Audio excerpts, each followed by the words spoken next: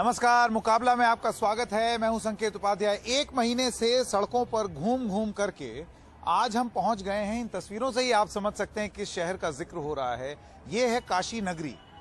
एक महीने के बाद अलग अलग जगहों से आपके पास कवरेज लेके हम आए और अब 7वें चरण में मुकाबला है काशी का, पूर्वांचल का। यहां का मिजाज क्या है? देखिए, नेताओं से बात कर ली, सब लोगों से बात कर ली, गंगा के घाट पर बात कर ली और घाट के एकदम पास, अभी 80 घाट के पास हैं हम। जैसे कि आप देख सकते हैं, निर्मल गंगा बह रही हैं, घाटों का रेस्टोरेशन हुआ है, सब कुछ हुआ है। नेता लोग तो अपनी बातें कहते हैं।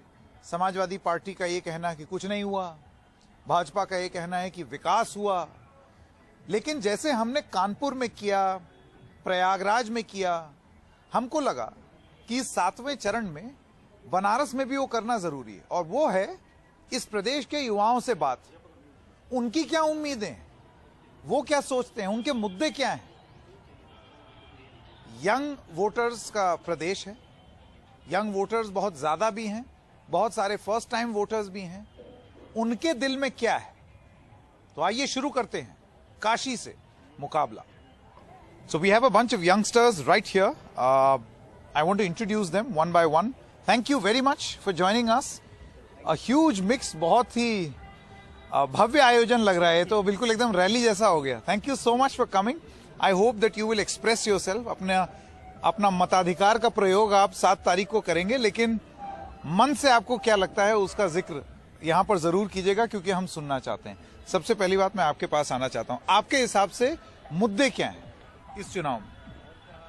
बेसिकली मुद्दे ये हैं कि मतलब फर्स्ट ऑफ ऑल तो डेवलपमेंट, जो जहाँ का रोड्स एंड बाकी घाट की सफाई, वो तो लाइक हमेशा हर इलेक्शन का मुद्दा होता है। बेसिकली वाराणसी में तो सबसे ज़्यादा ही होता है कि घाट की सफाइयाँ और गंगा के कितना वो है।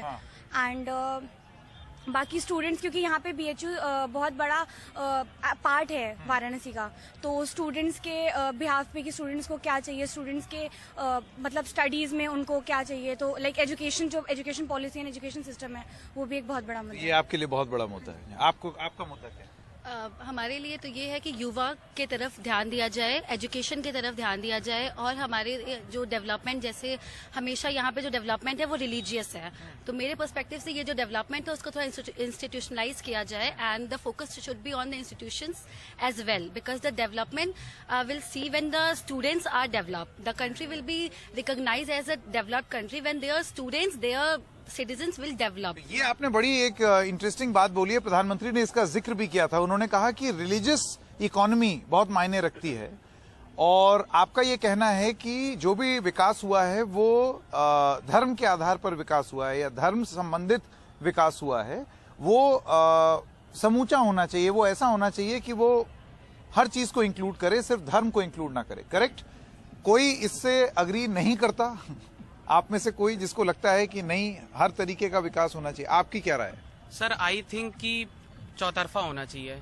एक तरफ नहीं होना चाहिए, क्योंकि खाली नेशन इकोनॉमी से, डेवलपमेंट से नहीं होता है। उसके कुछ कल्चर होते हैं, कुछ एथोस होते हैं, वो अगर कंट्री में नहीं रहेंगी, और specially country like India which is one of the oldest civilisation, तो I think country recognise India जैसे नहीं की जाएगी। Banaras has to be everything, religious भी हो और भी हो। Yes, development. बनारस को सिर्फ डेवलपमेंट के लिए कभी नहीं जाना जाएगा। बनारस को इसके घाट के लिए, इसके मंदिरों के लिए, इसके कल्चर के लिए हमेशा से जाना जाता रहा है और जाना जाता रहेगा। आप मानती हैं इस बात को? Yes, I am totally agree with him.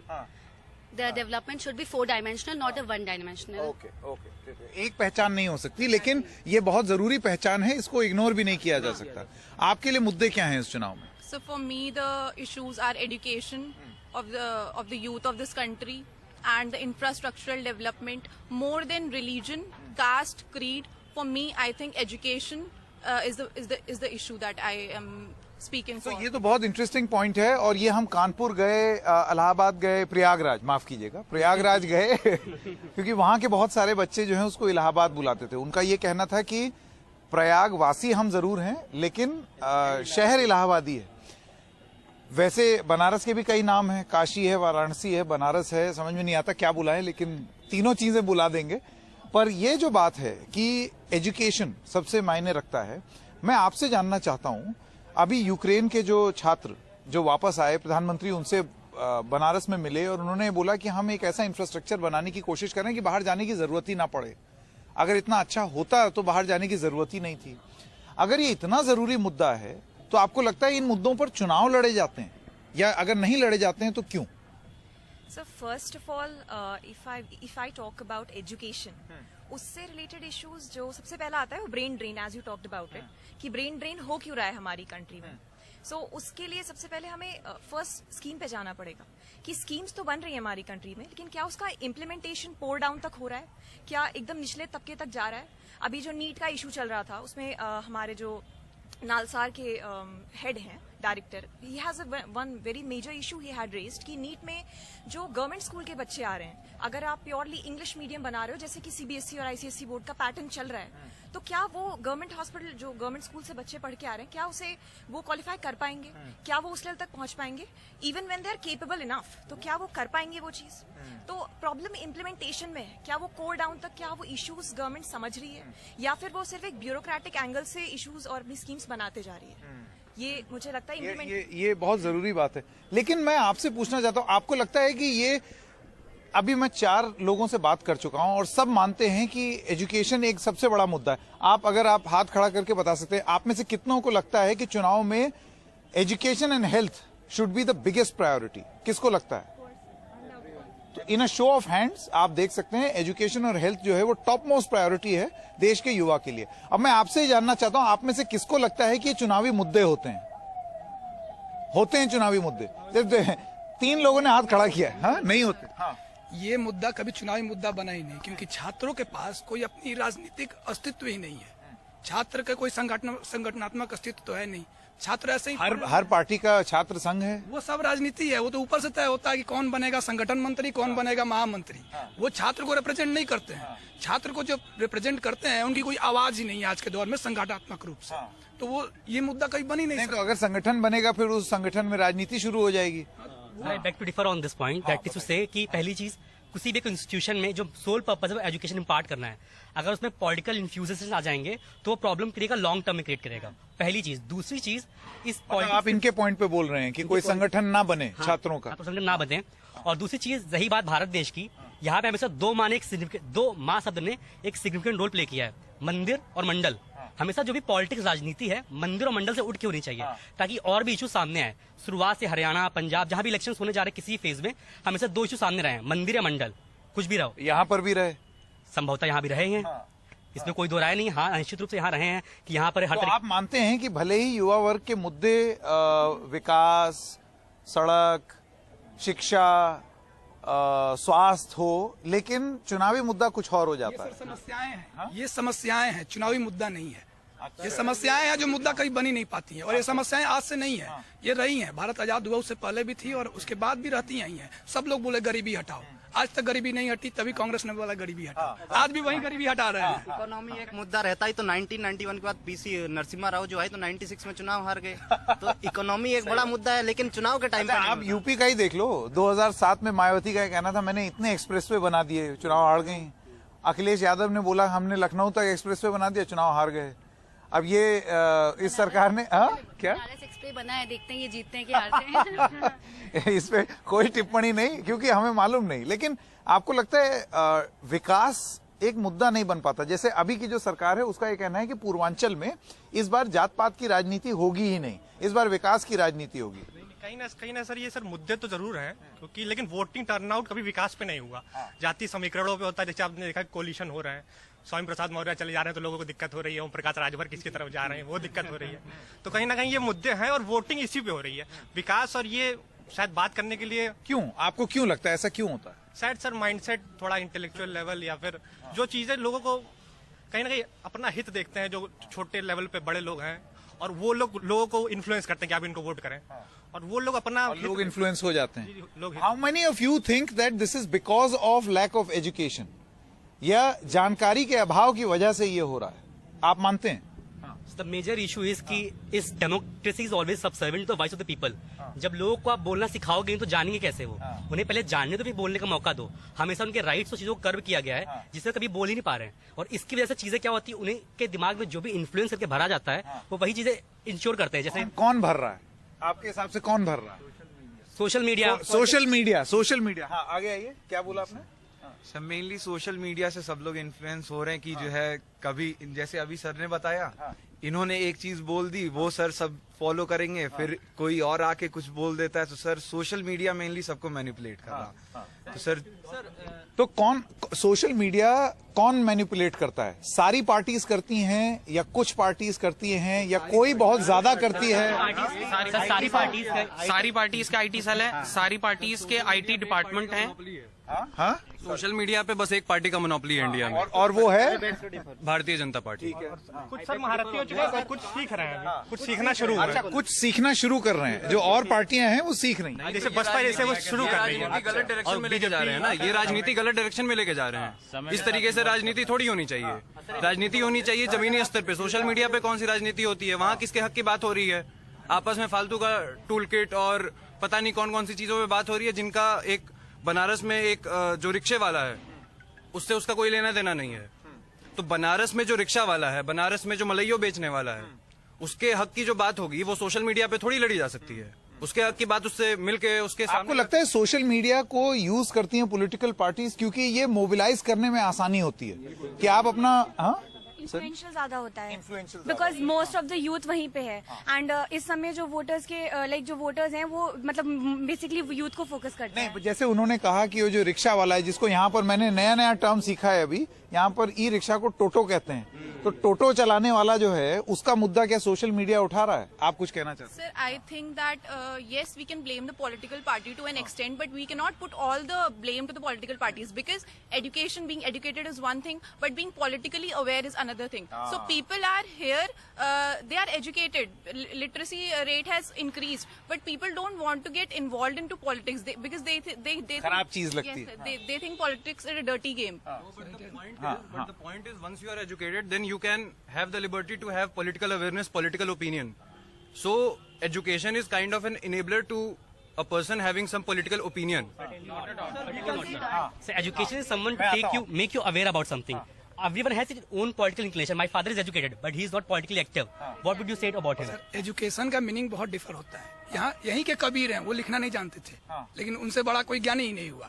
तो एजुकेशन जो हमारे आज की साइंस और मैथ और ये किताबों में लिखी हुई एजुकेशन को हम पॉलिटिकल अवेयरनेस से नहीं जोड़ सकते।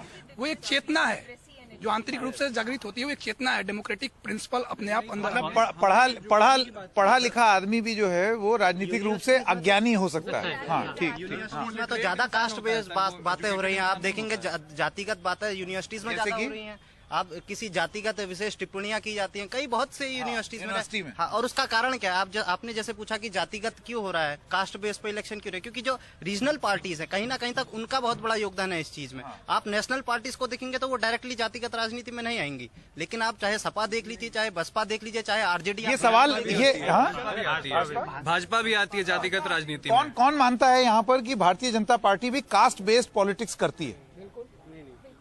हाँ, तो बहुत सारे लोग हैं यहाँ जिनका ये मानना है। हाँ, करती है। जहाँ पे नेशनल लेवल का इलेक्शन होना होगा वहाँ पे नेशनल सिक्योरिटी की बात आ जाएगी। जहाँ पे उत्तर प्रदेश का चुनाव होना होगा वहाँ पे यादव और ब्राह्मण की बात आ जाएगी। तो ये कन्वीनियंस की पॉलिटिक्स इनकी है, हर तरीके की पॉलिटिक्स। एक सेकंड, आप कुछ कहना चाहते थे, आइए। So I wanted to say that there is lack of independent taking decision by women. Like we all know that the 50% of the total populations are represented by women, but they are not being given equal opportunities. Like we all know that the cultural system in India, the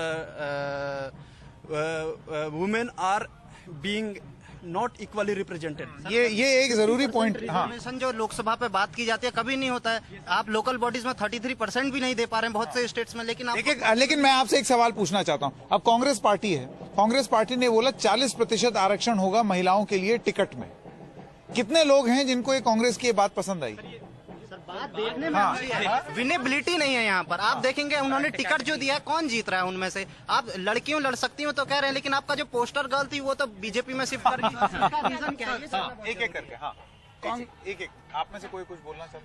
हाँ बताइए। कांग्रेस जो 40% दे रही है लड़कियों को, ये अगर पंजाब में देती तब उसका कोई महत्व था। ये सवाल पूछा। यहाँ एक सीट मिलने वाला नहीं है, आप कितना भी दे दें क्या फायदा? ये तो बस यूपी में सर प्रधान पति और विधायक पति वाला जो कॉन्सेप्ट है कि महिलाएं भले ही टिकट देकर उनको जिता दिया जाता है, लेकिन कहीं ना कहीं पुरुष ही कंट्रोल। कोई इंडिपेंडेंट महिला, कोई विधायक आपको उत्तर प्रदेश और आपको नहीं लगता है कि अभी भी वो बदला है? नहीं बदला नहीं है, और ये मुझे लग रहा है बढ़ रहा है, घट नहीं रहा है। मुझे ऐसा लगता है कि सिर्फ ट्विटर पर स्मैश पेट्रियार्की कहने से पेट्रियार्की जाएगी नहीं। स्मैश पेट्रियार्की किसने कहा है यहाँ पर? अभी तो सोशल मीडिया के खासे खिलाफ थे आप, लेकिन यहाँ मेरे ख्याल किसी ने उसमें पार्टिसिपेट नहीं किया है। ठीक है, बढ़िया। और कोई और बात अगर आप बताना चाहें तो हम लोगों ने। हाँ सर, एक चीज और रही बात कास्ट बेस्ड पॉलिटिक्स की, उसमें संभवतः एक बात और जानने वाली है कि जो भी पॉलिटिकल लीडर्स हैं वो पॉलिटिशियंस हैं, उनका काम है जनता को अपीज करना। हम लोग किसी भी कास्ट बेस्ड चीज को सेलिब्रेट करते हैं, उस वजह से वो हमेशा लालच देते हैं। तो सर्टेनली ये प्रॉब्लम हमारे साथ भी है कि हमें इन चीजों को इवॉल्व करना चाहिए कि हमें बात विकास बहुत जरूरी है। जैसे कि just to take this point forward, इस बार ये बात बहुत हुई कि ब्राह्मण नाराज है बीजेपी से, और उसको लेकर के खासी राजनीति हुई। बीएसपी भी उसको लेकर के राजनीति कर रही है। तो ऐसे में राजनीति कौन कर रहा है? क्योंकि देखिए, बीएसपी की तरफ से अगर आप पूछे, मैंने सवाल पूछा, उन्होंने बोला कि वो it's an important section of the society, और अगर हम उनका प्रतिनिधित्व करना चाहते हैं तो इसमें हर्ज क्या है? तो इस पर आप किस तरीके से जवाब देंगे? कौन देगा? आप अगर बताना चाहें।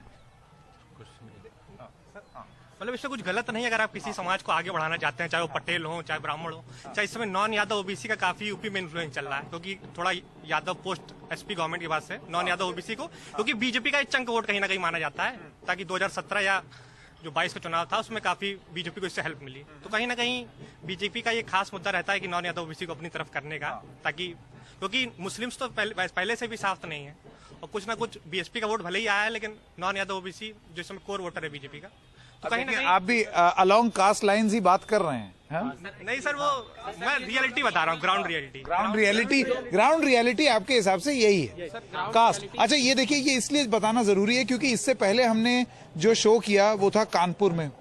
कानपुर पूर्वांचल में नहीं, अवध में आता है। दूसरा हमने युवा के साथ जो शो किया वो था प्रयागराज में, वो भी अवध में आता है।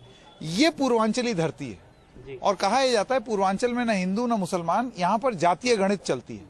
तो आप सहमत हैं इस बात से? आप क्या कहें? सर, जातीय गणित का डायरेक्ट इसमें इन्फ्लुएंस नहीं दिखा सकते हैं, क्योंकि सर यहाँ पे जो बेसिकली पूर्वांचल जो है बहुत इन्फ्लुएंस रहता है सर एक थॉट प्रोसेस से, जो कि डिपेंडेंट है कि किस तरीके के लीडर्स हैं यहाँ पे। क्योंकि सर लीडर्स वाला जो पॉइंट आता है यहाँ पे पूर्वांचल में, Purvanchal is the leader who can favour you.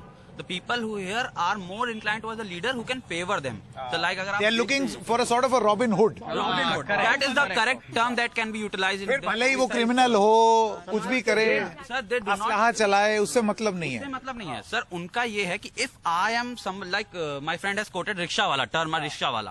तो अगर कोई रिक्शा वाला है और उसे कोई एक, मान लीजिए कोई भी लीडर मिल रहा है सॉर्ट ऑफ से समथिंग, कोई भी लीडर है, अगर उसे उस लीडर से पहचान मिलती है कि उस लीडर से मेरी पहचान होगी, मेरा लड़का अगर कल को उस लीडर की वजह से कहीं बाहर निकल सकता है, जा सकता है, कुछ कर सकता है, उसको कोई फर्क नहीं पड़ता कि सोसाइटी में क्या होगा। कल को वो जाति के नाम पे दंगे करवा सकता है, कल को वो डेवलपमेंट कर रहा है कि नहीं कर रहा, मेरे घर का डेवलपमेंट हो रहा है, that is all I care and that is the relation that the politician form in Purvanchal. आप में से कितनों को लगता है कि राजनीति यहाँ पर लोगों के दिल में एक ऐसी एक सिस्टम है जिसमें लोग मसीहा ढूंढते हैं? आपको लगता है मसीहा ढूंढते हैं? किस को ये चीज नहीं लगती? आपको लगता? हाँ बताइए। मसीहा नहीं ढूंढते। आपको भी नहीं लगता ऐसा? बेसिकली बात आज की राजनीतिक दौर की करें तो बात है प्रोपेगेंडा का। जो प्रोपेगेंडा ऊपर से आएगा उसको लोग फॉलो करेंगे।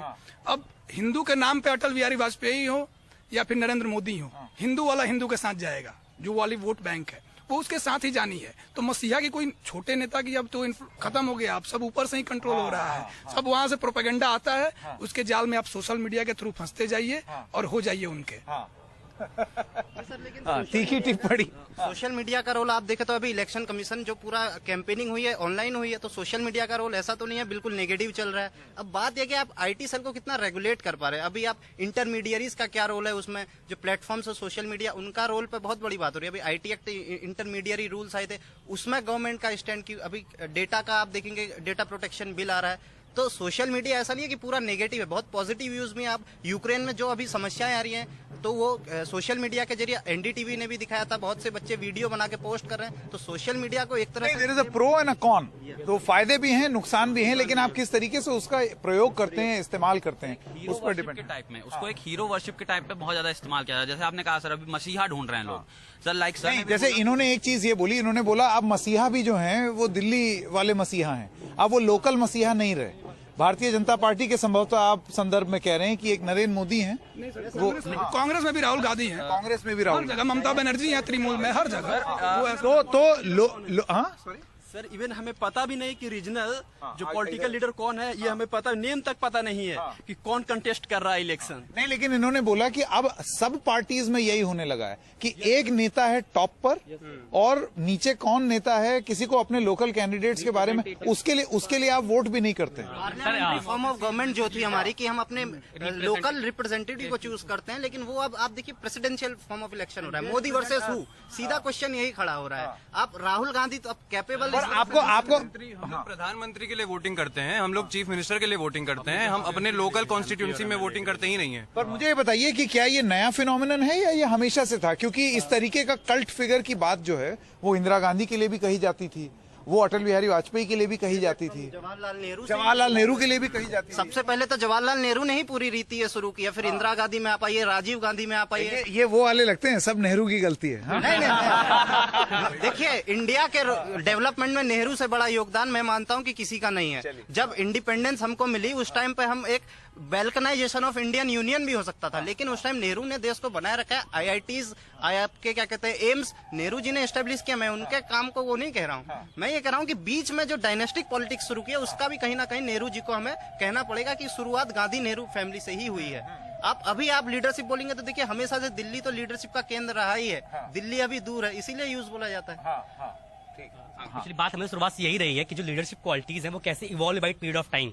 जब नेहरू आए, फिर इंदिरा गांधी आई, फिर जनता पार्टी आई, फिर अटल बिहारी वाजपेयी आए, फिर हमारे बीच नरेंद्र मोदी आए, तो ये हमेशा इवॉल्व होता टाइम रहा है और हमेशा ऐसे रहेगा ही।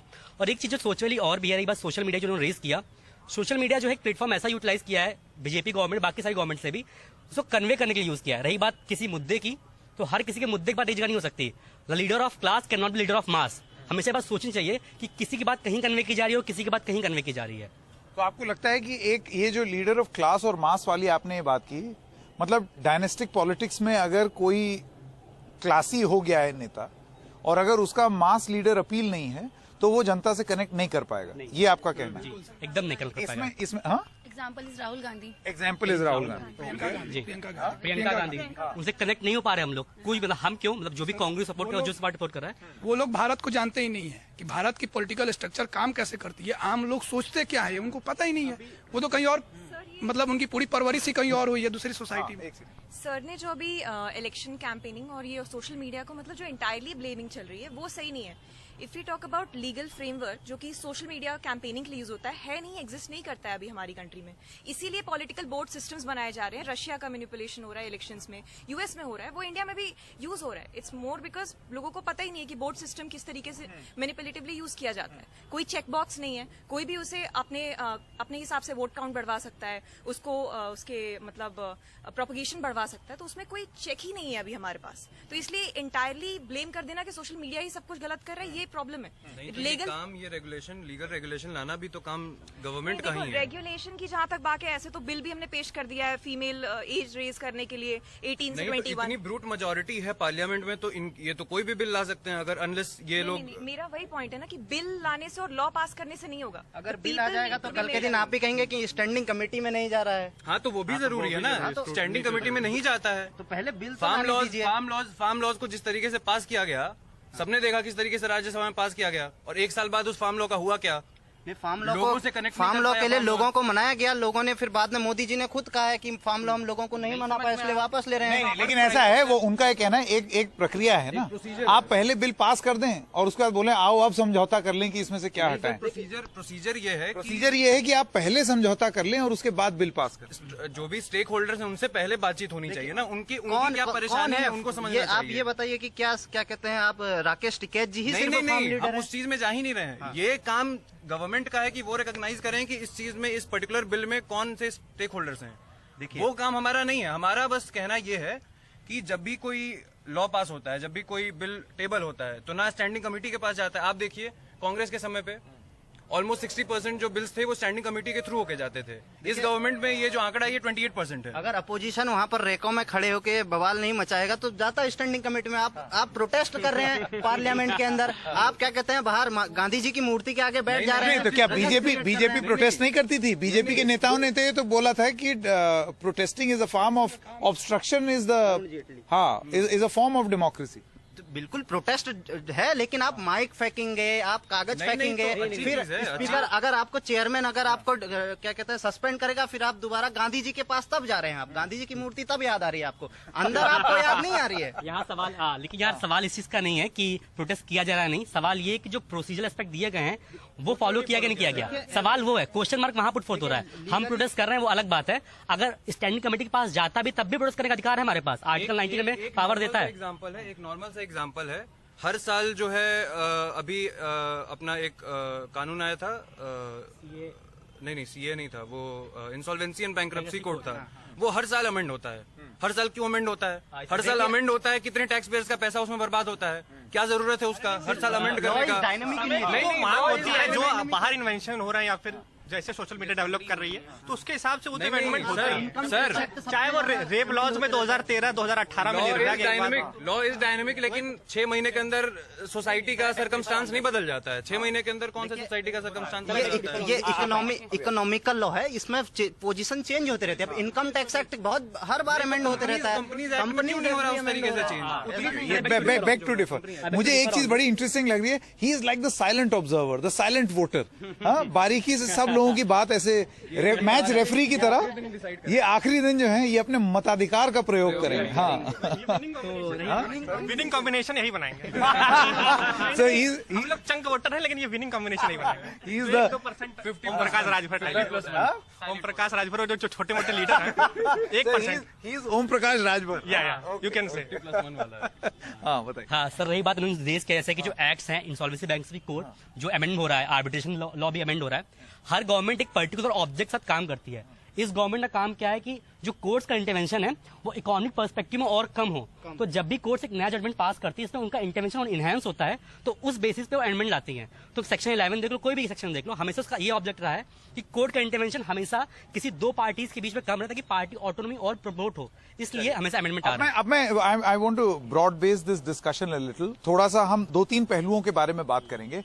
We'll talk about local issues versus national issues, right? In elections.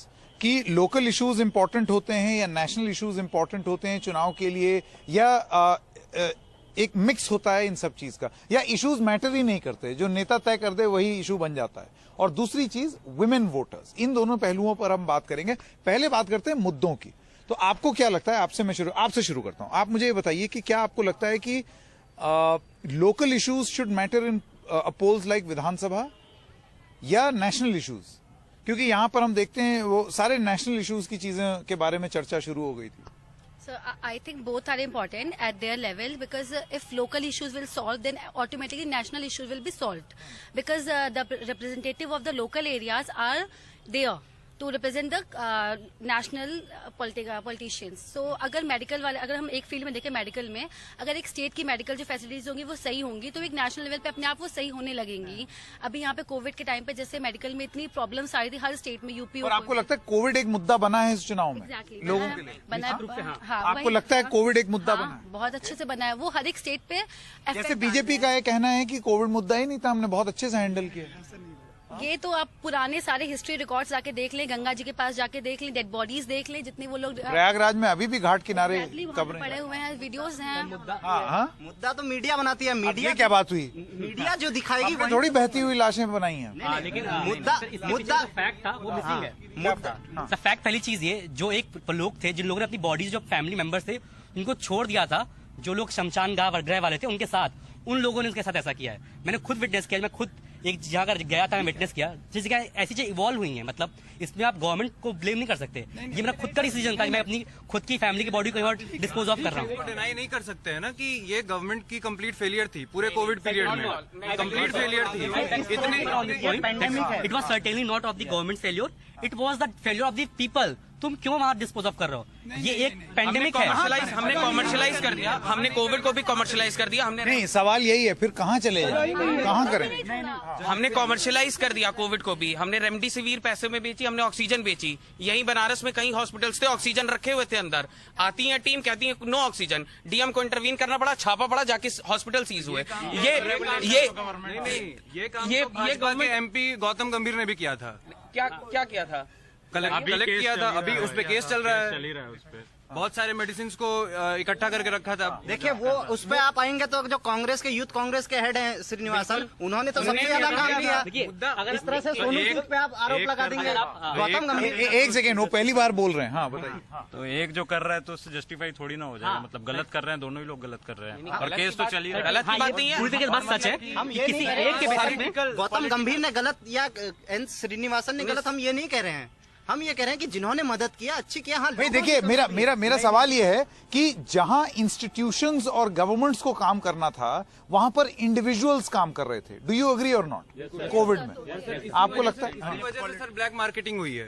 जहाँ पे गवर्नमेंट पीछे हट जाएगी अपने जगह से, तो वहाँ पे इंडिविजुअल्स आएंगे और इंडिविजुअल्स चैरिटी के लिए नहीं आएंगे, और वो अपने पर्सनल प्रॉफिट के लिए आएंगे, अपने वेस्टेड इंटरेस्ट के लिए आएंगे। पेंडेमिक था तो कुछ ना कुछ तो कम पड़ना ही था। तो लोगों को कुछ तो सपोर्ट अपनी तरफ से 100% गवर्नमेंट को ब्लेम कर देना है, या गवर्नमेंट की तरफ से कुछ कमियां रही होंगी, मैं मानता हूँ कुछ कमियां, लेकिन कुछ जिसे हम लॉ की परिभाषा में बोलते हैं विस मेजर, ये बहुत ही अनएक्सपेक्टेड और एक्स्ट्रा ऑर्डिनरी इस तरह का पेंडेमिक है, तो इतना झेल पाना। अच्छा, एक सवाल मेरा ये है, चाहे पैंडेमिक हो, कोविड की सेकेंड वेव की हैंडलिंग हो, या यूक्रेन और यूक्रेन से रशिया वाला जो इशू है जिसमें बच्चे जो हैं वो अब वापस लाए जा रहे हैं, there is an allegation against the government की वो प्रयास जरूर करते हैं लेकिन फिक्र से ज्यादा जिक्र होता है, यानी कि इवेंट मैनेजमेंट एक्सरसाइज हो जाती है और एक इमेज बिल्डिंग एक्सरसाइज हो जाती है सरकार द्वारा। आप में से कौन ये बात मानता है?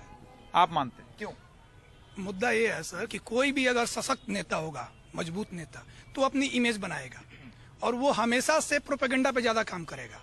तो चाहे हो रहा हो कॉरिडोर का उद्घाटन, लेकिन करो ऐसा कि लगे कोई धाम नया बना दिया मैंने। काम हो रहा है तो दिख रहा है। अब काम हो रहा है तो दिख रहा है। बात ये है, देखिए किसी कंट्री ने इवैक्यूएशन अभी तक नहीं किया है, यूएस यूके कोई नहीं करा, लेकिन इंडिया कर रहा है अभी तक। आप आज ही की रिपोर्ट है। ये किसने कहा इवैक्यूएशन हो रहा है? यही दिक्कत है कि इंडिया का ही दिखाया जा रहा है, बाकी किसी का दिखाया ही नहीं जा रहा है। बाकी किसी को दिखाने का टाइम ही नहीं है, उनके पास और भी वर्क्स हैं। यहाँ पे सिर्फ और सिर्फ दिखाने में ही सब बिजी हैं कि हमने ये किया, हमने वो किया, बाकी के पास और भी डेवलपमेंट वाले काम हैं। Yes, I totally second her opinion. दिखावा ज्यादा होता है, काम कम होता है। मतलब फिक्र से ज्यादा जिक्र। जो दिखता है वही बिकता है। रही बात उसकी, तो वो पॉलिटिशियंस हैं, उनका काम ही है चीजों को शो ऑफ करना ताकि वो और आगे बढ़े। अपील ताकि वो अगर वो 17 से 21 तक काम करेंगे तो 21 में दिखाएंगे, या 17 से 21 तक दिखाते रहेंगे ताकि एक ओपिनियन फॉर्म होती रहे, जिसके बेसिस पे हम 22 में जाएंगे इलेक्शन में और हमको वोट करेंगे। इलेक्टोरेट को हमें दिखाना भी तो है हमने क्या काम किया है। ये चीज क्योंकि देखिए 5 साल के जितना काम किया नहीं उससे ज्यादा दिखाया जा रहा है। अच्छा, देखिए ऐसा मास अपीलिंग ऑलवेज वर्क्स। इंडिया में मास अपीलिंग ऑलवेज वर्क्स। मतलब इश्यूज से ज्यादा अगर कुछ गड़बड़ हुआ है तो आप मास को एक साथ अगर अपील कर सकें वो ज्यादा मैटर करता है। Yes, for politicians this has been a very important tool of mass appealing. Like from independence से ये बहुत important tool है, at least इंडिया में। कैसे? Can you justify what you say? So first of all कि जब मास appealing जब CAA amendment हुआ था उस वक्त भी मतलब बहुत जगह स्टूडेंट वोटर्स या जो कैंपेनिंग हो रही थी जहाँ पे बता रहे थे कि ये सही है ये सही है, तो वहाँ पे स्टूडेंट्स या कोई भी एक ग्रुप जो था वो खुद आके आगे से बोल रहा था कि ये अच्छा है ये सही है। तो मतलब दोनों साइड से प्रोपेगेंडा वो साइड बाय साइड चला रहे थे। तो इससे ये जो मास अपीलिंग, जैसे सर ने बोला कि प्रोपेगेंडा ऊपर से आ रहा है, लोग उसे आगे प्रोपेगेट कर रहे हैं इस तरीके से। आप कुछ कहना? नहीं, लेकिन जितना काम होता नहीं है उससे ज्यादा दिखाया जाता है। इसका एक बहुत अच्छा एग्जाम्पल है यहाँ पे नमामि गंगे प्रोजेक्ट। नमामि गंगे प्रोजेक्ट जो है पता नहीं कितने समय से चल रहा है, मोदी जी के पहले टेन्योर से ही चल रहा है। करोड़ों करोड़ पैसे और उसमें जितने पैसे आते हैं उसमें से मैक्सिमम पैसा बस इसलिए खर्च होता है कि वहां बैनर लगवा दो, यहाँ पोस्टर छपवा दो, वहां पे ट्विटर पे एक थ्रेड चलवा दो। तो मुद्दा ये है कि ये गवर्नमेंट डे 1 से यही कर रही है कि जितना हम काम करेंगे नहीं, अगर हम 2 लिखेंगे बताएंगे हम कि हम 6 लिख के आए हैं। इसका कारण ये है कि इतने चुनाव देखने के बाद लोग समझ गए कि सिर्फ अच्छे काम पे आप चुनाव नहीं जीत सकते। कि चाहे वो मनोज सिन्हा जी की सीट रही हो, बहुत काम कराया लोग, मुझे नहीं लगता कि चाहे किसी भी पार्टी से रहा हो। गाजीपुर से मैं हूँ और गाजीपुर से वो हार गया। तो अब आप देख सकते हैं उन्होंने पूरा बिल्कुल चेंज कर दिया गाजीपुर की हालत पूरी चेंज हो गई। लेकिन So why do you think this happens? आपको लगता है कि ये हम ही लोग हैं कि अगर कोई सिर्फ विकास कर रहा है तो फिर वो उसकी जीत सुनिश्चित नहीं होती?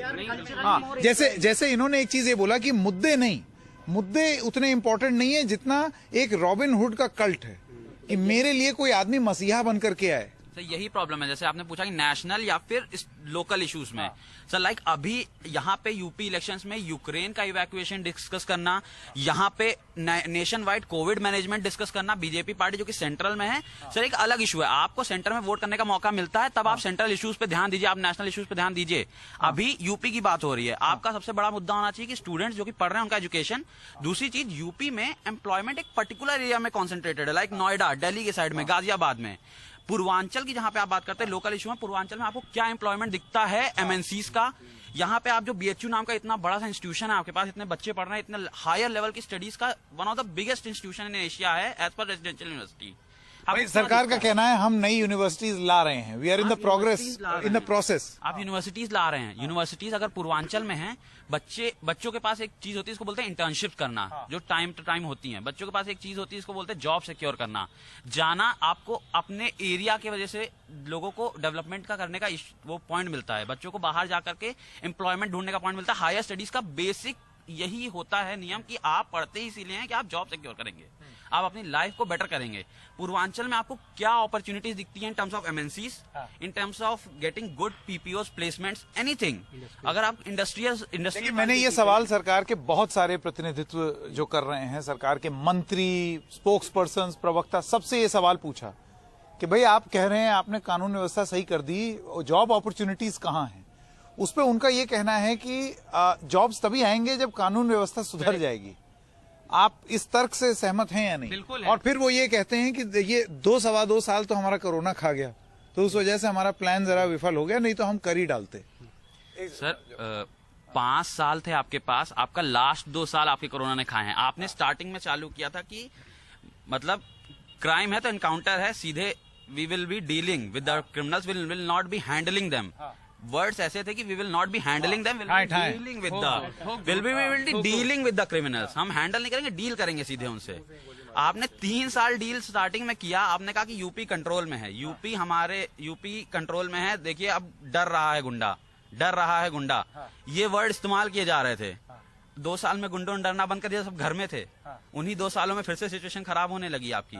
अगर आप कंट्रोल कर रहे थे कोविड टाइम पे, जो कि जिस टाइम पे सबको पता है क्राइम रेट और गिरा, तो क्या इंडस्ट्रियल आपको केवल एक कोविड का बहाना नहीं ले सकते हैं आप? अगर आप 5 साल थे तो आपने स्टार्टिंग के 3 इयर्स का कोई ऐसा वर्क दिखाइए जिसमें आपने इंडस्ट्रियल डेवलपमेंट किया हो पूर्वांचल के अंदर। सर 4.5 लाख युवाओं को सरकारी रोजगार दिया गवर्नमेंट ने। क्यों लॉ एंड ऑर्डर इंपॉर्टेंट है? एजुकेशन प्रॉमिस तो और ज्यादा किया था, जैसे यूपी पुलिस में भर्तियां अभी नहीं हुई हैं, क्यों नहीं? पोजीशंस बहुत खाली हैं। I will get to that. आपने वही लोग बैठाए हुए हैं पुरानी सरकार वाले, वही पेपर लीक करवा देते हैं, इसीलिए लॉ एंड ऑर्डर इंपॉर्टेंट है। उन लोगों को आइडेंटिफाई करिए, उन लोगों को जेल में डालिए, जो ईमानदार है उनको लाइए, वो इंश्योर करेंगे कि ईमानदारी से भर्ती हुई। 69,000 सर बुलडोजर वाले बाबा के पास एक बुलडोजर है, जो लोग पेपर लीक करवाना, क्यों नहीं उनका प्रॉपर्टी सीज करके कुर्की करवाइए? 69,000 लोगों की टीचर की जो भर्ती हुई है उसमें एक आदमी बता दे कि एक सिंगल पेनी दिया है। पिछली की सरकार में क्या रियलिटी नहीं थी कि कास्ट विशेष को कह देते थे कि हाँ भाई इनको भर दो, सीधे फाइल आने वाले तो इसमें भी कह रहे हैं कि ये ठाकुरों की सरकार बिल्कुल नहीं है। मैं ब्राह्मण ऐसे कि बिल्कुल नहीं है। चीफ सेक्रेटरी ब्राह्मण है, एसीएस होम ब्राह्मण है। अब इससे ज्यादा आप टॉप ब्यूरोक्रेटिक पे इंस्टीट्यूशन पे जाके आप क्या कहेंगे कि ये देखिए एंटी ब्राह्मण हो गई सरकार? क्या एसीएस होम यही सवाल सबसे बड़ा कि मंदिर और मंडल हमेशा आ जाता है, आज फिर मंडल और कास्ट आ गई। ब्राह्मण है ये किसी और कास्ट है। सवाल ये कि उन्होंने ब्राह्मणवाद को शुरू करके फिर से ही शुरू कर दिया, और यही चीजें रोकना असल मुद्दा है। हम युवाओं को यहाँ खड़ा इसलिए किया गया, हम इस बारे में बात ना करें, लेकिन इनडायरेक्टली हमारे दिमाग में इतना स्लो पॉइजन दिया गया है कि हम लोग हर तरीके से रेस कर ही देंगे। ले दे के ब्राह्मण, यादव, जाट, ठाकुर, बनिया कभी कभी आ जाएगा, क्योंकि कंपेल करती है वो सरकार। हम हैं कुछ, ये है कुछ, हमको अपनी जात की वजह से प्राथमिकता मिलेगी, इनको अपनी काबिलियत की वजह से प्राथमिकता नहीं मिलेगी, इसलिए हम आपको लगता है ये जो मौजूदा सरकार है वो इस दिशा में ठीक काम कर रही है और कास्ट बेस्ड पॉलिटिक्स नहीं कर रही है? कौन एग्री करता है इससे? हाँ नहीं, कौन डिसएग्री करता है इस बात से? Who disagrees? हाँ मतलब इस बात का कोई बेसिस ही नहीं है। इस बात का कोई बेसिस नहीं है। आप मंत्री उठा के देख लीजिए, जितने अभी नई कैबिनेट में जितने मंत्री लोगों को शपथ दिलाई गई थी, उसका क्या बेसिस था? उसका बेसिस ये था वो वहाँ के डोमिनेटिंग लोग थे। उसका बेसिस ये था कि हम एक पर्टिकुलर कम्युनिटी को रिप्रेजेंटेशन देना चाहते हैं, और इस वजह से रिप्रेजेंटेशन नहीं देना चाहते हैं कि हम उनके बारे में बहुत उनको बहुत जागरूक करना चाहते हैं। उनके लिए मेरे अंदर बहुत I beg to differ on this one more thing. पहली चीज वहाँ के डोमिनेटिंग, आप बेग टू डिफर बहुत करते हैं अच्छी बात है, डेमोक्रेसी में डिसेंट जरूरी है, बिल्कुल बहुत जरूरी है। पहली चीज रही बात उसकी, जो लोग चूज की वहाँ के डोमिनेटिंग फेस हैं। अब ये एक बहुत एक्स ऑफिशियल नेचर है कि वहाँ के कास्ट बेस्ड पॉलिटिक्स में बहुत आगे हैं वो। ये सिर्फ एक ऐसा नेचर है, ये एक संयोग बस है, लेकिन वास्तविकता ये कि वहाँ के डोमिनेटिंग लोग हैं। सर हम लोगों को कंपेल किया जा रहा है, एक मिनट, हम लोगों को कंपेल किया जा रहा है कि हम उन मुद्दों पर आए। अगर पर्टिकुलर कोई समाजवादी पार्टी है, राजभर ले लिया, ये पार्टी ले ली, वो पार्टी ले ली, पटेल, गोरखपुर से हमेशा ब्राह्मणी क्यों डोमिनेटिंग होगा? मुद्दा ये भी तो है। काम किया है एक लंबे बाकी लोगों को काम करने का मौका भी तो दो, बाकी लोगों को काम करने का अपॉर्चुनिटी मिलेगा तो वो आगे आएंगे। तो आप जब आप कंपेल कर देंगे, आप खुद ये कहेंगे कि नहीं इस जात की वजह से इसको वोट दो। किस बेस पे कह रहे हैं? इस बेसिस पे नहीं कह रहे कि इन्होंने काम किया है। अगर आप पर्टिकुलर पॉलिटिकल पार्टी कह रहे हैं इनकी जात की वजह से काम दो, हम कह रहे हैं कि इनके काम की वजह। आपका ये कहना अच्छा, हाँ, तो ये विनेबिलिटी फैक्टर है, हमें सरकार बनानी तब हम काम करते हैं। हाँ, तो मेन चीज घूम फिर के the whole thing is that सरकार बनानी है, तो इसकी वजह से जात पात की राजनीति करनी पड़ती है। जाति की राजनीति होती ही इसलिए है क्योंकि इनके जैसे लोग सोचते हैं कि politics is all about winnability. लोगों के बारे में काम करेंगे तब तो जाति से ऊपर सोचेंगे। अगर आप अपने क्षेत्र में 10 साल 20 साल काम किया है और आपका कास्ट इक्वेशन विधानसभा की इक्वेशन से नहीं सही बैठ रहा है, तो आपको टिकट कुछ कहीं नहीं मिल सकता। 2 दिन का लड़का आपके सामने आके वो विधानसभा जीत के मंत्री बनेगा, सब कुछ करेगा, और आप जूते खींचते रह जाएंगे। बात है कि अगर हम चाहते हैं कि कास्ट आइडेंटिटी हमारी हटे, तो क्या आप शुरुआत करेंगे अपनी कास्ट सरनेम हटा के? सबसे पहले बताइए कौन तैयार हो रहा है यहाँ पर? मेरी नाम में मेरा जो सरनेम है उसमें कास्ट चेंज नहीं आता। पर्सनली व्यक्तिगत नहीं कह रहा हूँ, व्यक्तिगत नहीं कह रहा हूँ, पर्सनल आपसे नहीं है, पर्सनल लोगों से है। आप कह रहे हैं कि छत्रियों को काम दिया गया, हर चीज उनका हुआ है। मैं ब्राह्मण, मेरा काम नहीं हुआ है, बताइए। ये नहीं है हर चीज में मेरे लिए सरकार मेरे को स्कॉलरशिप दे रही है यूपी में। आप बगल के स्टेट में आप उत्तराखंड में जाइए, वहाँ ये नहीं बोल रहे जातियों को स्कॉलरशिप दी जा रही है, लेकिन बोल रहे हैं कि कास्ट आइडेंटिटी को रिकॉग्नाइज ना किया जाए। कास्ट आइडेंटिटी को रिकॉग्नाइज करना बहुत जरूरी है, पॉलिटिकल आइडेंटिटी को, रिलीजियस आइडेंटिटी को रिकॉग्नाइज करना बहुत जरूरी है, लेकिन उसको एक्सप्लॉइट करके उसके ऊपर पॉलिटिक्स खेलना ये बहुत गलत है। उत्तर प्रदेश में तो हमेशा यही तो गलत है। That is my point. So other आपका ये कहना है कि ये एक विष है जिसको पीना पड़ता है। अच्छा, ठीक है। ये भाजपा वाले शंकर जी बहुत विष पी लिए हैं। इस स्टेट की इस पर्टिकुलर रीजन में तो ये बहुत जरूरी है। लोग अभी भी डेवलपमेंट, यही इन्होंने रिक्शे वाले की बात की, रिक्शा वाला ये भी नहीं देखता कि कहाँ बिल्डिंग खड़ी हो, वो देखेगा कि क्या नेताजी जो हमारी जात के हैं कि नहीं है, उस बेसिस पे वोट करेगा। हमारे यहाँ फलाने जो है क्षत्रिय होते आए तो हम उन्हीं को वोट करेंगे, वो ये नहीं देखेगा कि हमारा लड़का हो रहा है कि नहीं। और अगर सोशल सिक्योरिटी अगर मिल जाए तो वो ये चीज क्यों सोचेगा? आप सोशल सिक्योरिटी देते ही इसलिए नहीं क्योंकि आप चाहते हैं कि वो जाति के बारे में सोचें। अखिलेश यादव ऑस्ट्रेलिया के बड़े, वो भी जात पे बात करते हैं। वोट अगर वो वोट मांगते हैं जात के आधार पर, वो टिकट देते हैं जात के आधार पर, वो टिकट देते हैं। अगर आप कभी रिक्शे में बैठेंगे ना, तो सर रिक्शे वालों का यहाँ पे ज्यादातर जो चलता है बिजनेस, वो चलता है टूरिज्म से। और उनके दिमाग में जैसे कॉरिडोर अभी बना, तो उनके दिमाग में जो आंसर आता है ना, उनसे कभी बात करेंगे आप तो उनका सीधा आंसर ये रहेगा कि मोदी जी ने कॉरिडोर बनाया है, लोग बढ़ रहे हैं, हमारा धंधा चल रहा है, तो बीजेपी तो अच्छा काम अच्छा कर रही है। वहीं अगर कोई पुलिस वाला उनको रोकता है और नहीं लेता है उनसे जो रिश्वत का जो भी चीज है, कुछ अच्छे काम है उनको रिकॉग्नाइज करना जरूरी है सर। अगर कुछ गलत काम है उनको रिकॉग्नाइज करना है। आपका ये मानना है कि एक डे टू डे लेवल का जो करप्शन है उस पे चेक आया है इस गवर्नमेंट। ये बोलते हैं सर, क्योंकि people will disagree also. There are many people will disagree. Corruption इन चीजों पर योगी सरकार ने बिल्कुल निश्चित तौर से आप मानते हैं ये चीज हुई है? बिल्कुल। और विकास भी आप देखिए, घाट की सफाई हुई तो कोई एक पर्टिकुलर जात का आदमी नहीं जाता है वहाँ पर, हर कोई जाते हैं घाट पे। एक नहर बनी थी, इसके नदी के बगल में 12 करोड़ रुपए लगा करके एक नहर बनी थी। गंगा साफ नहीं, ये उसके किनारे बनी थी नहर, वो 12 करोड़ रुपए, वो अब दिखती नहीं है क्योंकि वो 12 करोड़ पता नहीं कहाँ चले गए। वो इधर ही कहीं नहर बनी थी उधर बगल में, वो गायब हो गई। नहर गायब हो गई, नहर ही गायब हो गई। कोरोना आया तो साथ में, कोरोना के बाद जब हम लोग आए कॉलेज तो देखा कि नहर ही नहीं है। अब अब पता नहीं 12 करोड़ रुपए कहाँ गए। जैसे 20,000 करोड़ नमामि गंगे के नहीं पता, वैसे 12 करोड़ इसके भी नहीं पता। अच्छा, एक से ये जरूरी बात बोली कि छुटपुट करप्शन नहीं, क्या छोटा करप्शन अब नहीं होता है, छोटे मोटे लोग नहीं कर सकते हैं। जो ऊपर बैठे हैं बड़ा बड़ा करप्शन वही होता है, सेंट्रलाइज हो गया, सेंट्रलाइज हो गया है सब कुछ। इस पे हाँ इसलिए डिफर करूंगा क्योंकि अभी जो गवर्नमेंट आईएएस रूल्स पे जो चेंज हुआ है कैडर पे, इसलिए चेंज हुआ है क्योंकि कोई ब्यूरोक्रेट आपका सेंटर पे जाना नहीं चाहता। इसलिए नहीं जाना चाहता क्योंकि वहां पर सख्ती है, मोदी जी के आने के बाद सख्ती हुई है, इसीलिए नए रूल्स चेंज किए गए हैं जिसपे सेंटर खुद के लिए वो और बिल्कुल। चलिए, now my last point over here is, and for which I want you to come in the front and you too, that is the women vote in this election. आपको लगता है कि इस बार एक ऐसी स्थिति हो गई है कि अच्छा, how many of you have a differing opinion at home? मतलब पिताजी कुछ और सोच रहे हैं पॉलिटिकली, माताजी का कुछ और ओपिनियन है। I think this is the story, कहानी घर घर की। Let's show the show off hands. आप सबके घर में हर लोग अलग अलग पार्टी, हाँ? So this is the reality. लेकिन मोदी जी के आने के बाद कुछ यूनिटी भी बनी है, ये बिल्कुल है। करेक्ट। इस चीज का भी क्रेडिट मोदी जी लेकर के गए। ये पॉलिटिकल ओपिनियन अगर एक जैसा तो उसका भी क्रेडिट मोदी जी को है। मतलब आने के बाद भगवान ही हमको, मोदी जी के आने के बाद ही सबका ओपिनियन चेंज हुआ है, तो वही अब लग रहा है कल को हमको एक छोटा सा फोटो फ्रेम करवा के मोदी जी का अपने घर में रखेंगे, सुबह सुबह उठ के 4 अगरबत्ती भी उनको लगाएंगे। भगवान के ही होते हैं ना, भक्त तो भगवान के ही होते हैं, और किसी आम आदमी का तो भक्त होता है। ये भी है sir, involvement of youth in politics इनके बाद ही हुआ था, ये भी सच है। पर उन लोगों ने भी एकदम ये क्या है, इमरजेंसी भूल गए। किताबों में पढ़ते रहते हैं, यूथ ने आग लगा दिया देश में, पूरी सत्ता बदल गई, सब कुछ बदल गया, और ये बोल रहे हैं आज कुछ क्या गए। ये क्या मुद्दा है? जो मिनिस्टर्स आज हैं, क्या कभी यूथ पॉलिटिशियन नहीं थे? क्या कभी ये यूथ? ऐसा जरूरी नहीं कि यूथ ही यूथ के लिए सोचे सिर्फ, केवल ऐसा बिल्कुल नहीं जरूरी। तो ऐसा कहाँ है कि मतलब एकदम बुढ़ाऊ लोग ही सोचें? सर, यूथ सेल्फिश भी बहुत होता है। वो सोचेगा 40 लाख की गाड़ी में घूमे, 20 करोड़ का मकान बनवाने, क्या करने हम जाएं, लोगों की सेवा करें।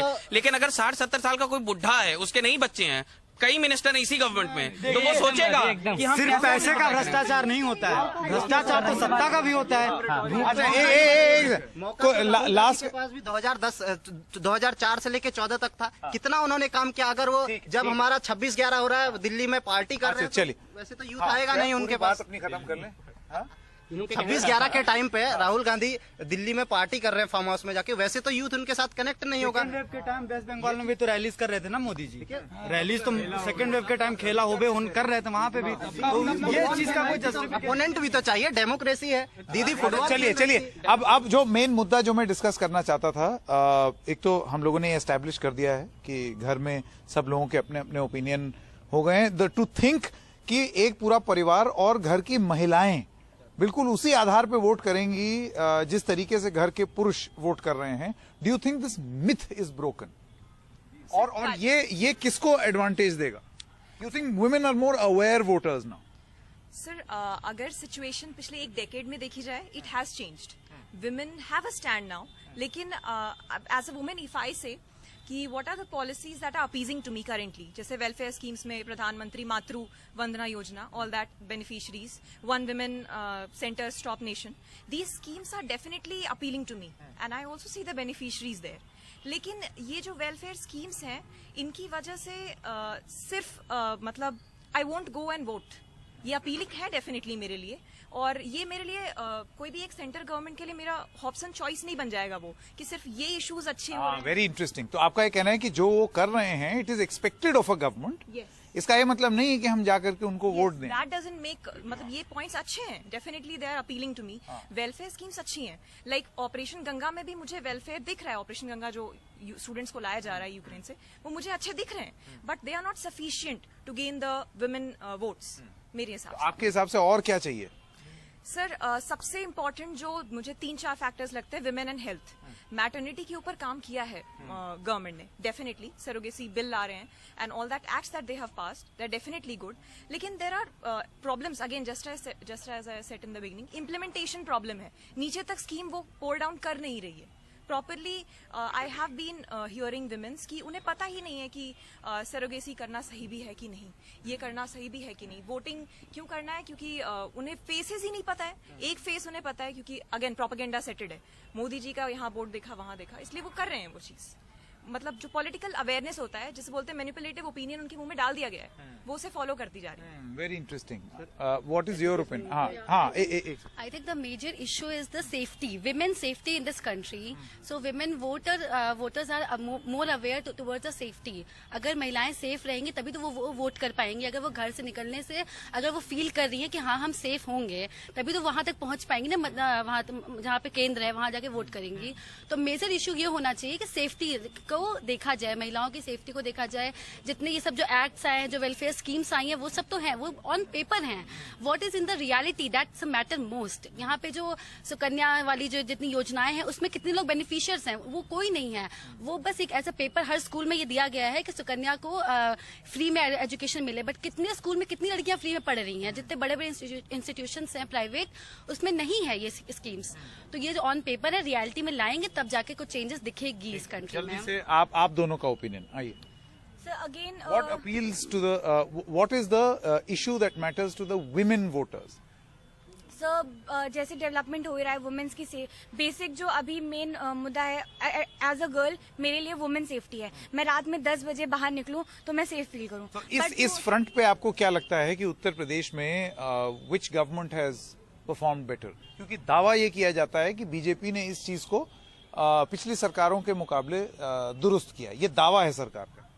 Sir I don't think so, like obviously वो रेट कम हुआ है, बट जब आप बहुत सारी चीजें तो रिपोर्ट तक नहीं होती हैं।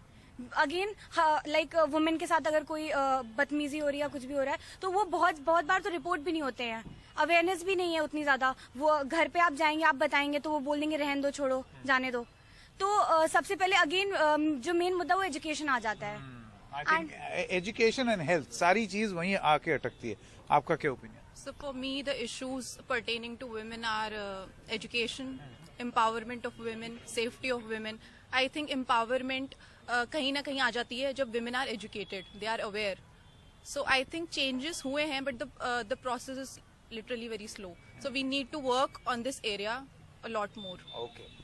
बहुत बहुत धन्यवाद। You guys were lovely. बहुत बढ़िया लगता है आप लोगों का ओपिनियन जान के। And this is the third such edition that we have done, और I will go back educated. आप लोगों से बहुत कुछ सीखने को मिला। थैंक यू सो मच इस कार्यक्रम में भाग लेने के लिए। Thank you.